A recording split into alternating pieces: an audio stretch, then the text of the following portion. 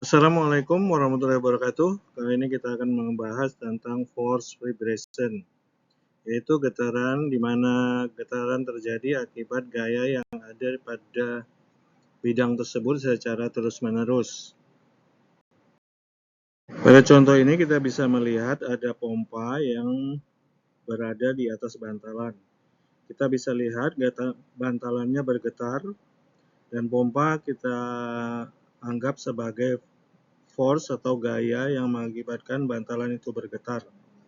Di sini ada dua frekuensi, yaitu frekuensi bantalan dan frekuensi force-nya sendiri yang nanti akan kita analisa.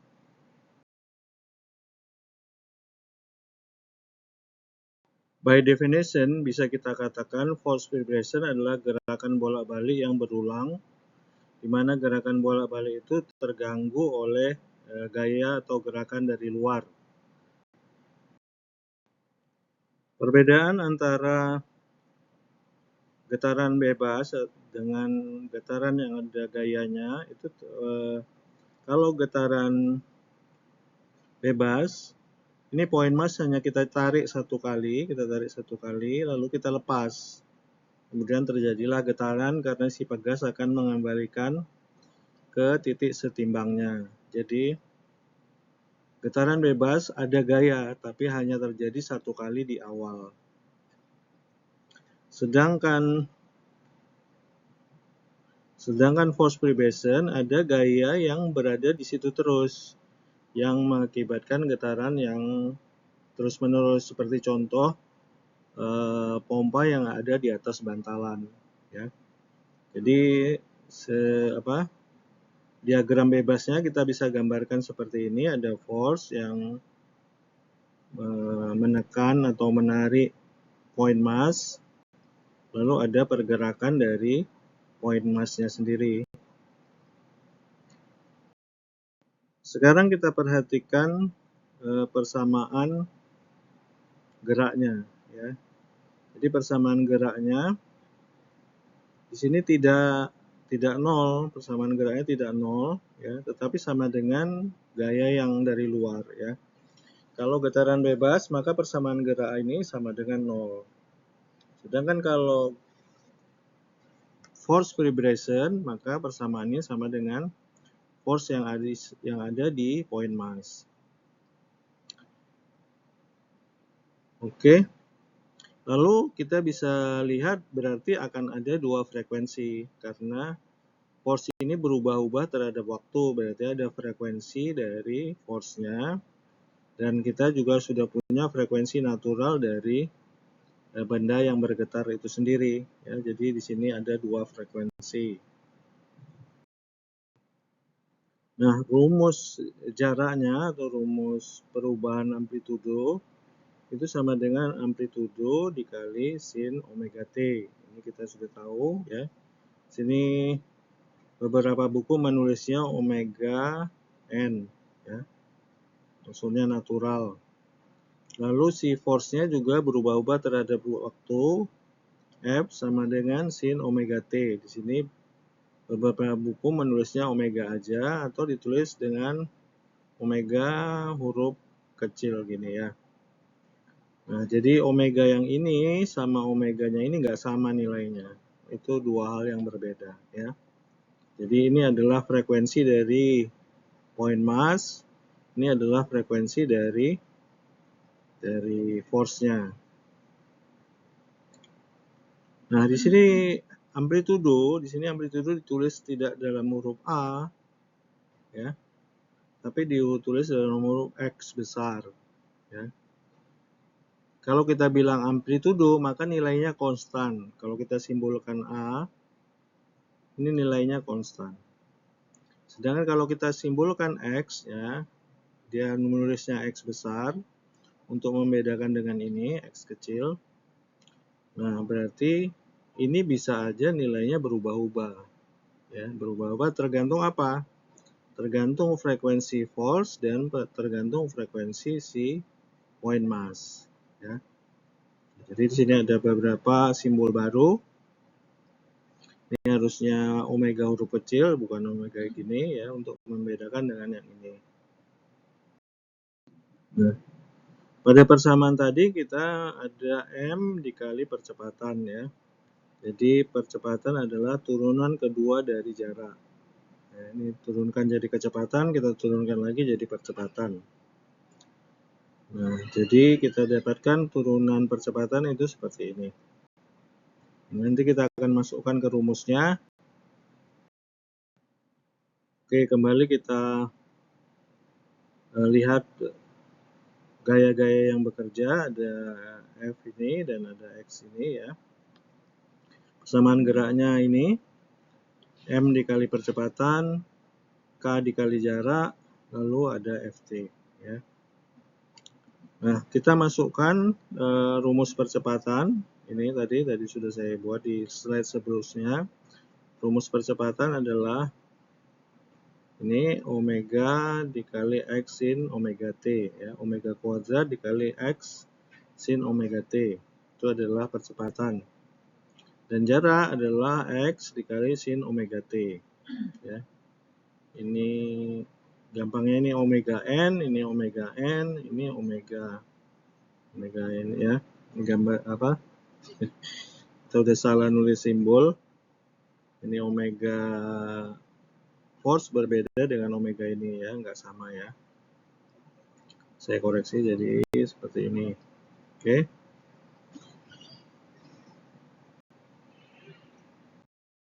Jadi kita tulis ulang ya. Ini omega gini ya. Maka kalau omega n dan omega ini sama, maka ini kita bisa coret ya, ini kita coret ya. Sehingga kita dapatkan seperti ini ya. Kita coret. Ini dengan asumsi bahwa omega n dan omega force sama ya, dengan asumsi itu.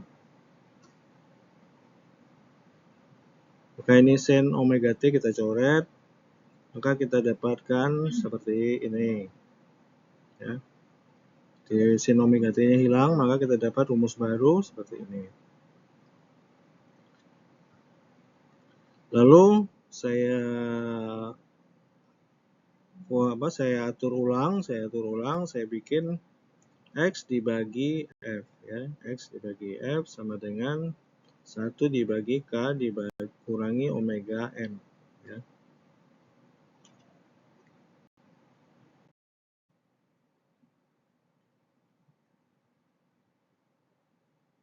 Jadi kita gambarkan ya, kita tuliskan rumusnya, kita sederhanakan jadi seperti ini. Kenapa kita repot-repot menulis X dibagi F? Jadi ada di sini kita mau lihat bahwa ada perbandingan antara besarnya gaya yang terjadi pada benda yang bergetar terhadap jarak yang ada terhadap amplitudo yang mungkin terjadi. Jadi itu ada perbandingan antara amplitudo X besar dengan F ya. Nah, seberapa besar perbandingannya, inilah dia ya. Nah, itulah kenapa kita buat rumusnya seperti ini, nulisnya bukan seperti yang tadi ya. Nah, di mana omega n adalah akar K dibagi M ya. Sehingga omega n kuadrat itu ya berarti akarnya kita buang ya. Seper omega n itu berarti sama dengan M dibagi K ya. Nah, kita input kemari. Kita input ke sini. Sehingga kita dapat rumus baru ya, seperti ini ya. Perbandingan antara jarak yang terjadi dengan gaya yang dikeluarkan itu perbandingannya seperti ini. Seper K dibandingkan 1 dikurang omeganya force kuadrat dibagi dengan omeganya point mass ya. Oke.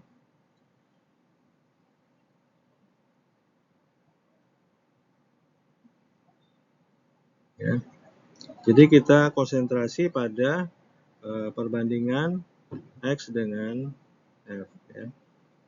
Nah, di sini saya tuliskan mutlak, jadi X sebagai mutlak artinya si X itu bisa berubah menjauh, positif nilainya, dan si X bisa turun ke bawah, negatif nilainya.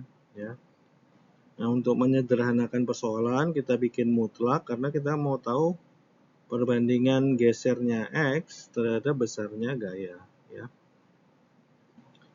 Dan ternyata yang berpengaruh itu berapa besar X itu bergerak, yang berpengaruh bukan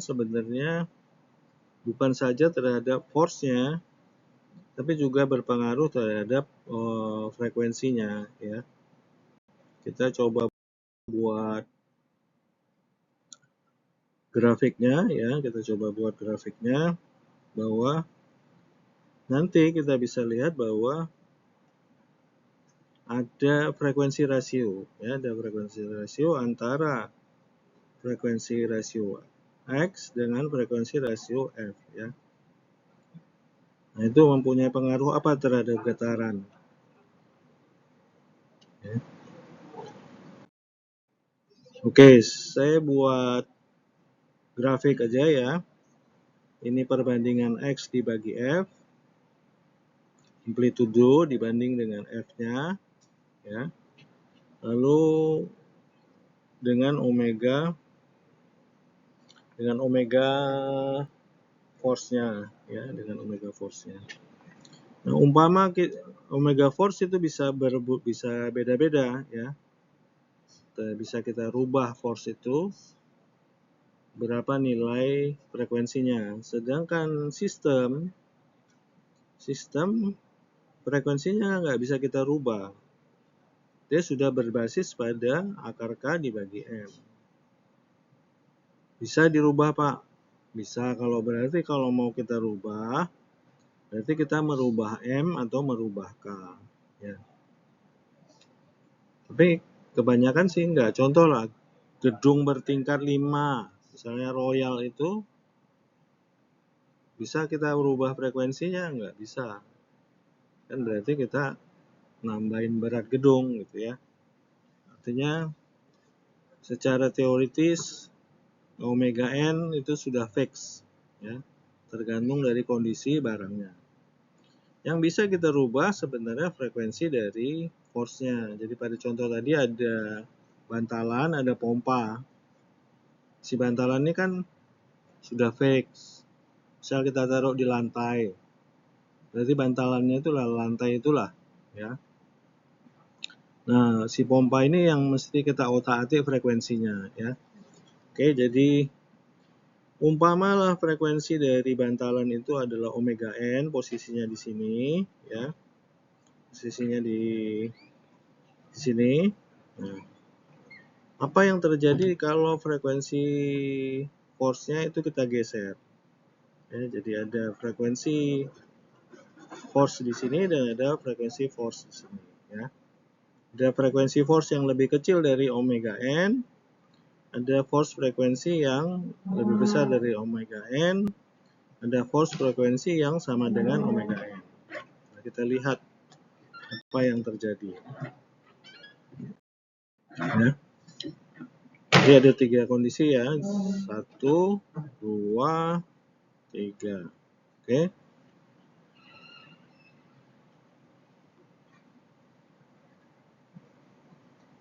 Kita akan analisa ketiga kondisi itu. Pertama, kita akan analisa di mana omega force itu lebih kecil daripada omega n, ya. Jadi misalkan ini 1, misalkan inilah 1 ya, omeganya 1, sedangkan omega n 10 ya. Dan kita mau membuat contoh omega force lebih kecil dari omega n.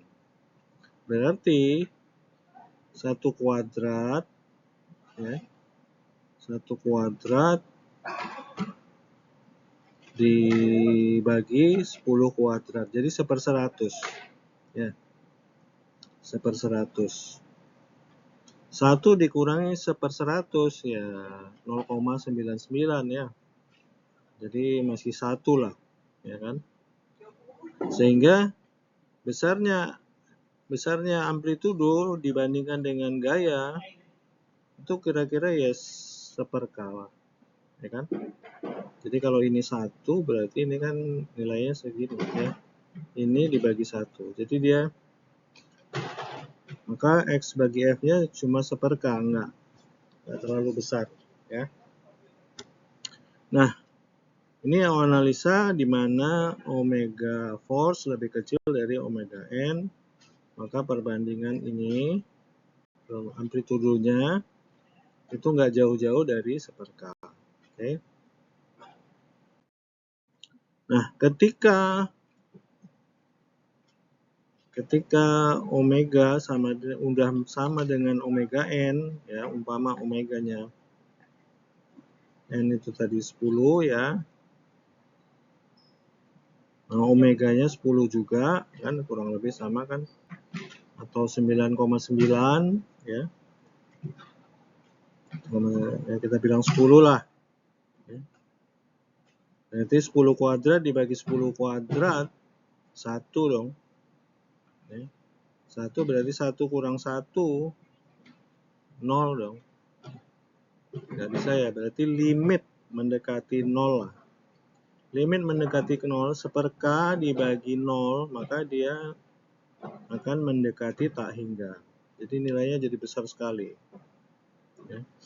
Sehingga amplitudonya itu berarti gede banget. Ya. Jadi kalau omega force sama dengan atau mendekati omega n, maka terjadi resonansi ya, di mana getarannya jadi sangat besar ya. Jadi dia kita gambarkan seperti ini, jadi naik dia ya. Nah, analisa ketiga di mana omega itu ya, omega ini lebih besar daripada omega n ya, omega n.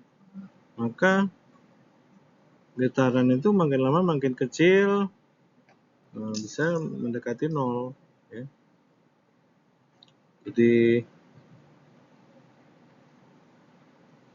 Jadi sebaiknya omega dari force itu besar, sedangkan omega n itu kecil. Ini nggak bisa kita rubah, maka kita aturlah bahwa force ini frekuensinya lebih besar dari omega n, supaya dia lebih kecil daripada 1/k ya. Bisa lebih kecil dari 1, bisa mendekati 0 gitu. Ya. Jadi dalam hal analisa ini, maka ketika kita mendesain mesin atau sesuatu yang bergetar,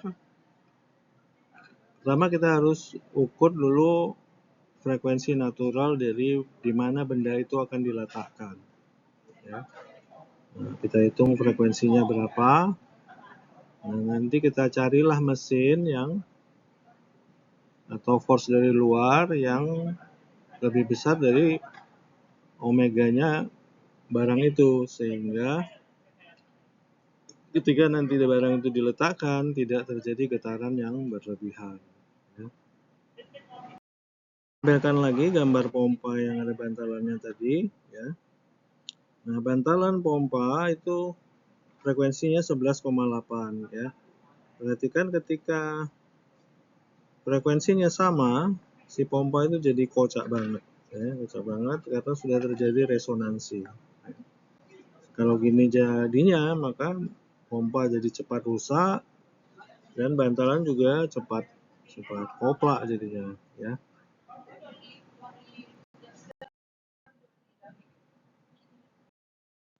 Sebagai penutup, ini ada suatu contoh soal ya, kita udah dapat datanya seperti ini. Lalu ini K-nya 12, di sini ada 3 spring, ya. Pada contoh soal ini bahwa K ekuivalen total K ini kita anggap aja sama dengan 12 Newton per meter, ya, untuk contoh soal ini. Lalu berada di poin mass 4 kg. Di sini ada force yang terus-menerus sebesar 100 Newton, di mana force ini berubah-ubah dengan frekuensi 6 radian per second. Kita diminta untuk menentukan persamaan jarak jika diketahui bahwa kecepatannya adalah 1 meter per second di awal kejadian, ya, menuju ke bawah. Kita kumpulkan dulu rumus-rumus yang sudah kita ketahui tadi ini, ya. Lalu kita tahu juga bahwa persamaan XT, ya, rumusnya seperti ini, ya. Jadi kita mesti mencari omega n dulu, omega n paling gampang. Omega n adalah akar 12 dibagi 4, ya. 12 ini sudah K ekuivalen, berarti akar 3 1,73. Jadi itu langkah pertama kita untuk menentukan apa persamaan XT-nya. Nah, dari persamaan ini kita input aja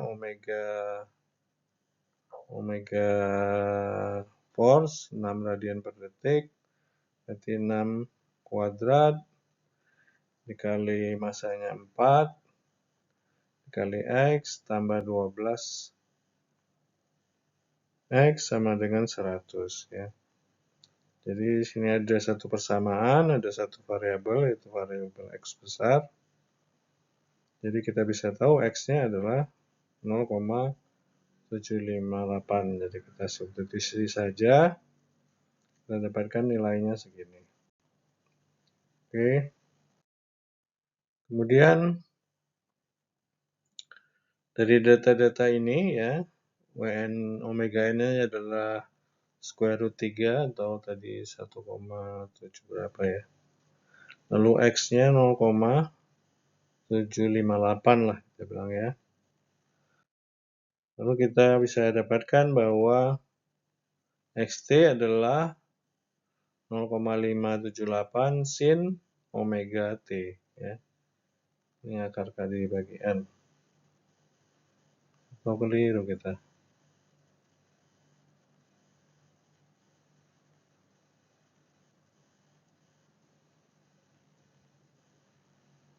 Ya. Oke, sudah betul. Nah, kita gambarkan di sini ada X-nya, X